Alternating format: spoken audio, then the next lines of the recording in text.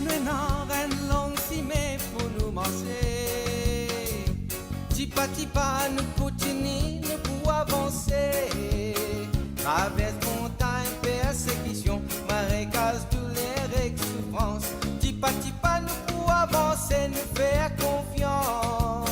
Même si nous fort bien lourd, nous n'avons pas besoin d'un bijou. Tipa tipa nous pour avancer. Mesdames et messieurs, bonsoir et bienvenue à cette émission dominicale à laquelle vous êtes habitués maintenant, Tipa Tipa nous avancer.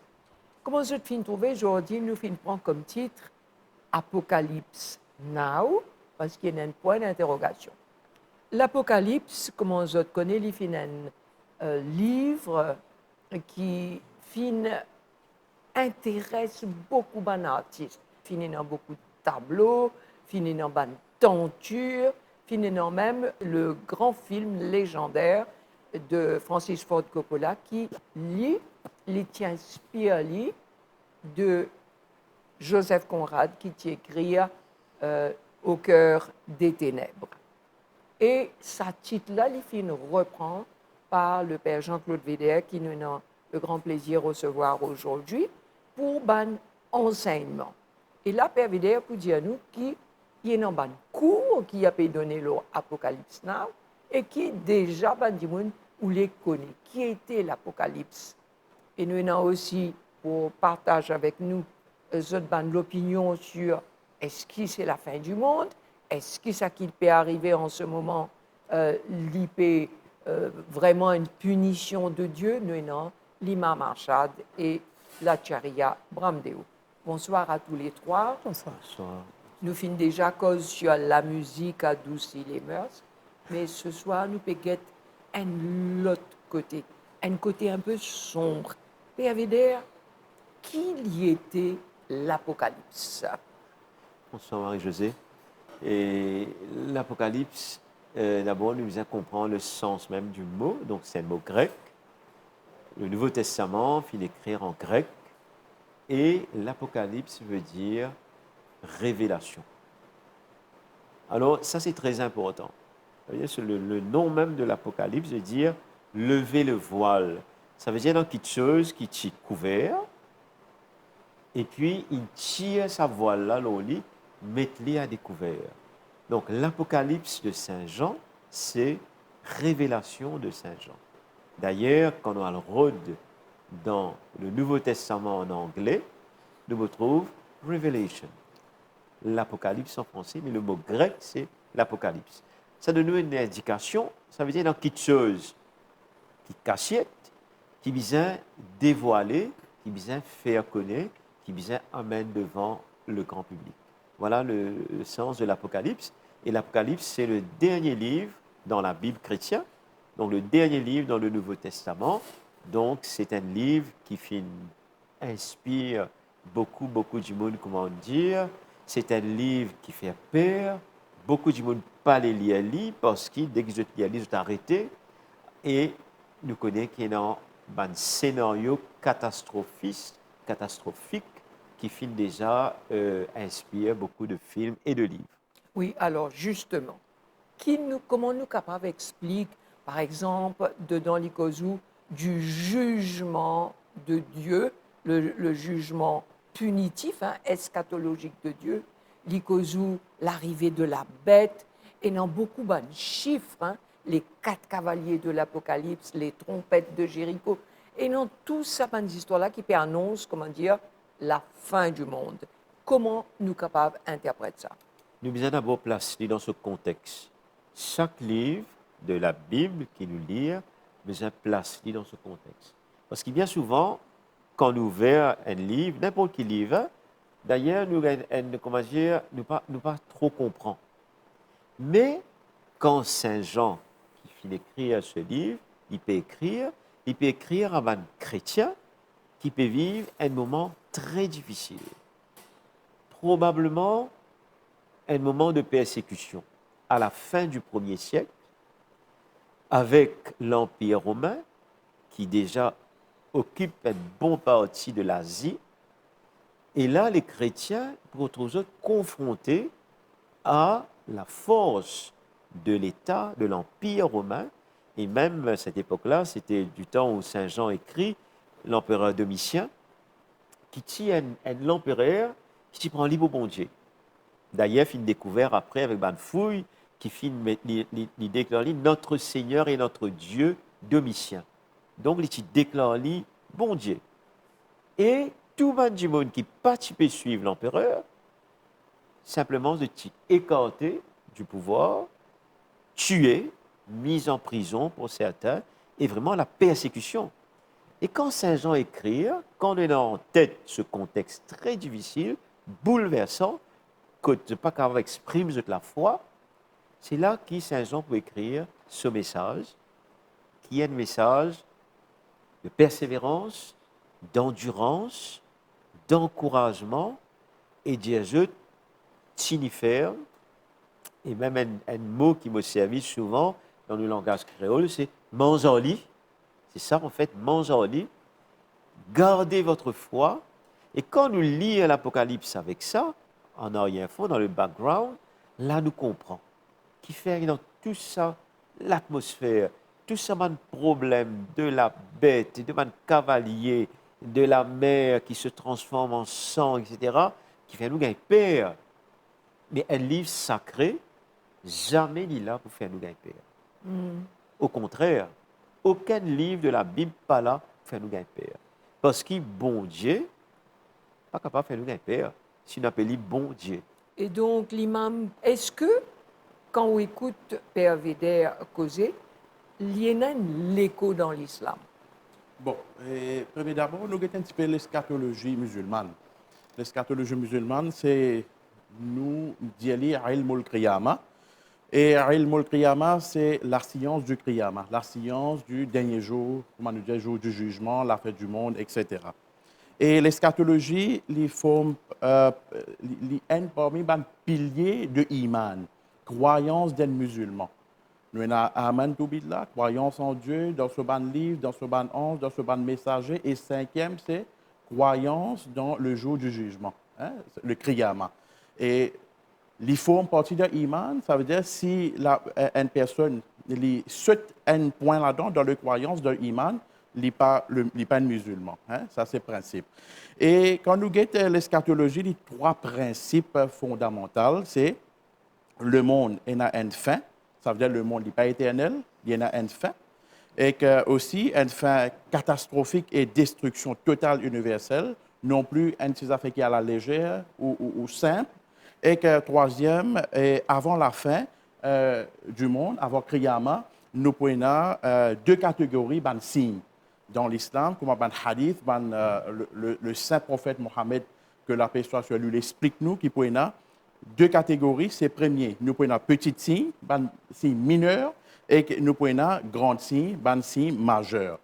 Pareil comme le trompette de Jéricho, pareil comme nous dire le trompette de Israfil, alayhi salam, c'est un ange, et que nous prenons l'arrivée de faux Messie, Dajjal, nous prenons l'arrivée de Imam Mahdi, l'arrivée de Jésus dans la croyance de l'islam. Et aussi la bête qui au fin dire, nous appelons Ad-Dabba en arabe. Ad-Dabba, c'est une bête que d'après le récit prophétique, la tradition prophétique, qui le saint prophète Lydianou, qui l'étend le monde pour corrompu, pour une corruption partout, Dieu pour envoyer une bête, c'est même qui nous dit la bête, qui dans l'islam, nous prenons le nombre de chiffres, hein, nous disons qu'il la bête, il pour une bête, comment il peut être Dieu tout seul qui comment il peut être, qui façon il peut être. Et le récit prophétique, il n'est pas élargi beaucoup, il donne beaucoup d'explications, mais dire que ça bête-là, il peut mettre une marque, le front, et il y a même les autres narrations qui disent le néné de Jean, ça veut dire de Djimoun, pour distinguer qui sont qui sont believers, qui sont qui non believers. C'est ça un petit peu au niveau de l'islam quand on cause la bête. Alors, c'est ça qui se dit quand la fin du monde, ne pas que tout est dans sa croyance là, mais dans l'Apocalypse, non, qui prennent 144 000 qui pour sauver, qui pour faire le nouveau monde. Nous écoutons Acharya qui ou l'interprétation de l'Apocalypse. Si moi, dans Rig Veda, qui cause sur la création, il cause la création de l'univers qui peut durer 4 milliards 320 millions d'années. Et actuellement, nous, à peu près la moitié du lifetime du cycle. Et à la fin, c'est ce qu'on appelle Pralay. Pralay, c'est la dissolution complète de la création. Alors, dans la création, il y a l'homme, c'est le dernier espèce, l'être humain, le dernier espèce qui a été créé. Et quand on a la dissolution, il faut faire, comment nous dire, the reverse phase. C'est l'homme qui pour l'avant et puis toutes les autres espèces qui pour l'après. Parce que l'homme, il dépend plus de l'eau, toutes les autres espèces qui font balance écologique. Et ça, on appelle les Pralay. Entre-temps, nous avons ce qu'on appelle Khan Pralay.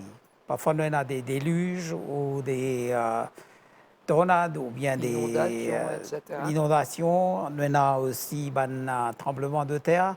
Mais ça, il est défini dans chaque catégorie de Pralay. Pralay de l'eau, Jal, ça c'est un déluge, une inondation.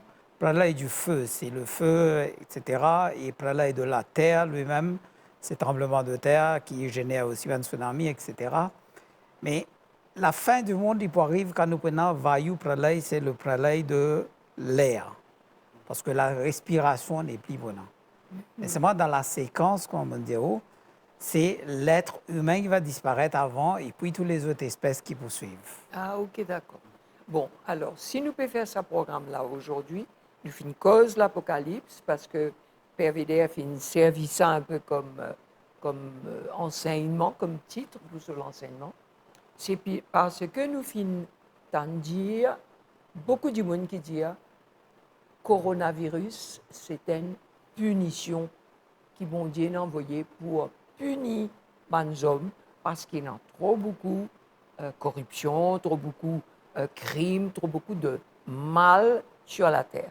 Alors, je suis content qu'on ait esquissé vous autres la pandémie. Et d'ailleurs, Père Véder, qui fait au fin choisir ce titre-là pour un enseignement, est-ce qu'il nous peut vivre l'apocalypse en ce moment?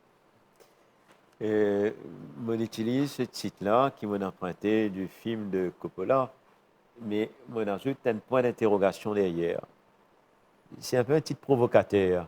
Est-ce que c'est l'apocalypse maintenant? Avec un point d'interrogation. Parce que nous sommes capables de ce qu'on appelle une lecture fondamentaliste de la Bible. Ça veut dire, ce qui finit d'écrire, c'est ça qui peut réaliser. Et il y a beaucoup de chrétiens qui croient comme ça. Ah là, voilà, tout ce qui va passer, tout ce qui est écrit, là, Zodi, il peut réaliser. Moi, je crois qu'il nous fait fausse route. Ça, c'est mon interprétation. La Bible, là, c'est une parole bon Dieu, et il traverse tous les temps, tous les siècles. Sa parole qui finit d'écrire plus que 2000 ans de cela par Saint Jean, il y a un message pour dire nous à Zodi. Mais ça ne veut pas dire que ce qu'il écrit, ce que Saint Jean écrit, c'est ça qui peut réaliser. C'est ça qui m'appelle une lecture fondamentaliste. En fait, non. Parce que ce n'est pas possible. Parce que quand nous voyons le guetter, nous disons, mais voilà, bien sûr, Saint Jean, il bien écrit. Et non, même vous dire, mais voilà, la bête, c'est tel ou tel du monde. Et là, vous dire, ben, le chiffre, le fameux chiffre 666, c'est ça. Les 144 000, c'est tel groupe du monde. Mais, quand nous guettons la symbolique des chiffres, qui déjà commencé chez les Juifs d'abord, ensuite qui viennent comme un chrétien, et il y a un symbolisme très très fort. Par exemple, le chiffre 7 pour les Juifs, les 7 jours, ça vient de là, les 7 jours de la création, ça veut dire en fait, c'est toute la totalité. En fait, le chiffre 7 représente la plénitude. Et dans le chiffre 6, ça veut dire qu'il manque un. C'est vraiment le chiffre qui est incomplet, qui représente en fait toute la question du mal, etc. Donc le chiffre 666, c'est vraiment l'amplification du mal. 7, pourquoi? Parce qu'il y a 4, qui est le chiffre les 4 points cardinaux, c'est la terre, et puis il y en a 3, chiffre du ciel, de la Trinité. 4 et 3 ensemble fait 7. Donc, pour nous, ne pas trop comprendre ça. Nous allons étudier comment faire. Mais pour un chrétien de ça l'époque-là, pour lui, c'est très clair. Nous aujourd'hui, nous pas trop comprendre ça. Alors, c'est pour ça, nous allons remettre dans ce contexte, comment on va le faire, et de là, essayer de comprendre qu'est-ce que cela veut dire pour nous aujourd'hui. Pareil comme un chrétien, tu peux traverser un moment de crise. Nous aujourd'hui, nous ne mettons pas un moment de crise. Mais quel est le message de Dieu? Qui bon Dieu a envie de dire à nous? Alors, c'est là qui, par l'inspiration, par la prière, par la lecture de la parole, il invite nous à l'espérance, à l'endurance, à faire bien attention, à ne pas se tromper, parce qu'il a bête, il là, tout trompe-nous, parce que ce premier rôle, c'est le mensonge. Il existait aujourd'hui, ça, le mensonge. Ce n'est pas juste des 1000 ans de cela. Alors, tout ça, comment nous remettre dans ce contexte pour que ce soit un message actualisé pour nous et de vivre selon le plan de Dieu. Parce que bon Dieu, dans ce plan, il peut continuer à aller. Qui bon Dieu a envie de dire moi aujourd'hui? Qui se plan pour moi aujourd'hui? Et c'est là qu'il nous trouvait. Si nous continuons dans une direction, le livre dit à nous, nous péons vers la mort, nous péons vers le mal, et c'est là que ce sera la fin. Ce sera la fin pour nous. Oui, ok, l'imam, comment explique ce moment de crise qui nous peut passer là? Nous avons le chiffre 7. Quand Dieu il mentionné Sabrasama Watiwal Ord, il finit créer la terre, 7 la terre, 7 les ciels, il finit prendre 7 jours pour créer, etc. Et le chiffre 7, il est présent, mais dans l'islam, il n'a pas l'importance, il n'a pas un symbole aussi, c'est très important. Et comment faire ressortir qui peut aider, c'est fin mentionné, l'interprétation, si prédiction qui varie siècle en siècle, etc. Un livre qui fin écrit auparavant, mais pour l'islam, il est assez différent. Il est assez différent. La croyance musulmane est réfugiée. La compréhension, interprétation, c'est tout nous base le Coran et Hadith, le livre sacré et le parole prophétique. Ça veut dire que nous ne sommes pas capables de changer rien, d'évoluer avec ce qui peut passer maintenant. Quand nous regardons un petit peu, comment on finit dire, maladie, est-ce que le coronavirus est une malédiction, une punition, etc. Bon, quand nous regardons là, comme on tient à dire, le Kriyama, la fin du monde, il peut venir avec un signe mineur et un signe majeur. Et dans un signe mineur, le saint prophète lui dit qu'il y a une plague, souvent, il y a une maladie qui peut venir, connaît qui Kriyama derrière la peau. Quand on a une maladie, quand on a un tremblement de terre qui, comme Acharya finit dire, qui est fréquent, quand on a une inondation qui est fréquente, quand on a toutes sortes de maladies, un derrière l'autre pour commencer à venir, quand on a la mort soudaine, peut-être un jour, nous peut causer là, nous sortons dehors, nous avons une personne qui est mort.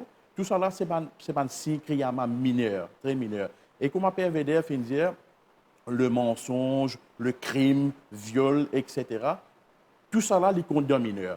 Pour nous, majeur, c'est comment nous typiquons la bête à Douaba, nous typiquons l'arrivée de Dajjal, l'arrivée de Imam Mahdi dans le musulman, quand Imam Mahdi pour venir, pour amener la justice, l'arrivée de Jésus, qui est un musulman, cette croyance là-dedans, qui pourrait venir pour une deuxième fois, pour les mettre la justice sur la terre. Tout ça là, c'est un petit peu croyance là. Acharya. Pour commencer, la création, la dissolution, il est écrit dans Nasadiya Sukta et Sankhya Darshan. L'état la question de la punition dans la théorie de karma dans l'hindouisme. Alors, tout ce qu'on fait du bien, nous récoltons du bien, et tout ce qui nous fait le mauvais, nous récoltons le mal. Équivalent. Et c'est à l'opposé de ce qui nous connaît dans la théorie physique, qui dit every action has an equal and opposite reaction. Là, il dit non. Every action has an equal and corresponding reaction, dans la théorie de karma. Et ensuite, l'état nous guette karma lui-même. Chaque naissance qui nous prend, lui aussi, séquelles de karma antécédent qui nous fait amener, ce qu'on appelle sanskar en hindi. Nous pouvons travailler ça avec nous. Et au fur et à mesure que nous pouvons récolter les fruits de nos karmas ou les penalties de nos karmas, alors, le karma précédent peut aller, le karma nouveau qui nous peut faire, ça c'est la création. Alors, Yog Darshan définit Sati Mule Tad Vipakaya Jatir Ayu Bhoga. Alors, il définit Jati Ayu Bhoga, c'est ça, définir dans quelle espèce qu'on irait. Et d'après cette espèce, nous voulons l'âge aussi, et nous voulons aussi toutes les choses qui cette espèce-là, comment elle vit, qui dit manger, etc. Aster, dans Yajurved, 40e chapitre, qui est aussi repris dans les Upanishads, il écrit Andhantama pravishanti yeke chatmahano jana. Il dit pour ceux qui persister dans le mal, mais votre naissance, c'est dans une région des ténèbres, que peine même la lumière du soleil ou la lumière du jour pour se trouver. Si on prend l'exemple de la pandémie lui-même, c'est un peu le karma collectif, une interférence dans l'espèce des autres vies, des autres formes de vie, dans d'autres espèces de vie, dans la nature, l'abus qui nous fait de ressources de la nature, et troisième, c'est que quand on fait issue one guidelines, karma collectif vient dans le sens que beaucoup de gens ne pas final d'après la science, ou bien pas final même, oublions la science, les expériences du passé. Parce que ce n'est pas la première pandémie qui peut frapper le monde. Il y en a aussi des tas de pays anciens dans l'histoire. Et nous avons servi ça comme leçon. Or, le Védas dit Yena idam bhutam bhuvanam bhavishyat pariva. Prendre depuis ce qui est passé avant, ce qui peut passer actuellement pour planifier le futur. Aussi, nous ratons quelque chose de milieu. Maintenant, karma est multiplié. Quand un monde fait ça, tout le monde suit, comme on le dit, the herd mentality. Un beul, il tient la tête, tout suivre. Ce qui n'arrivait un peu dans le cas de Covid. Maintenant, il y a aussi spillover effect. Moi, disons, mon reste à la case pendant le confinement, mon contenu à moi, d'après toutes les lois qui mettent en place. Mais quand même, le mal que les autres font, d'une façon ou une autre, il répercute aussi chez moi. Ça, c'est, comment nous dire, l'effet boule de neige. Mais moi, je n'ai rien à faire avec ça. Mais il y a quand même un impact avec moi. Alors, la théorie du karma fit très bien dedans. Et quand nous causons les chiffres, nous avons les chiffres qu'on appelle les 4 yugs dans l'hindouisme. Sat Yug, c'est la lumière, les connaissances, etc. Au fur et à mesure, ils commencent à descendre, les viennent dans Treta, les viennent dans Dwapar, et puis les viennent dans Kali Yug. Et là, actuellement, c'est la phase de Kali Yug. C'est la phase de dégénération. Et qui peut arriver dedans, c'est que les espèces de vie, le nombre d'espèces, surtout l'humain, va diminuer pour une plus une régénération de la connaissance, de la droiture dans la vie.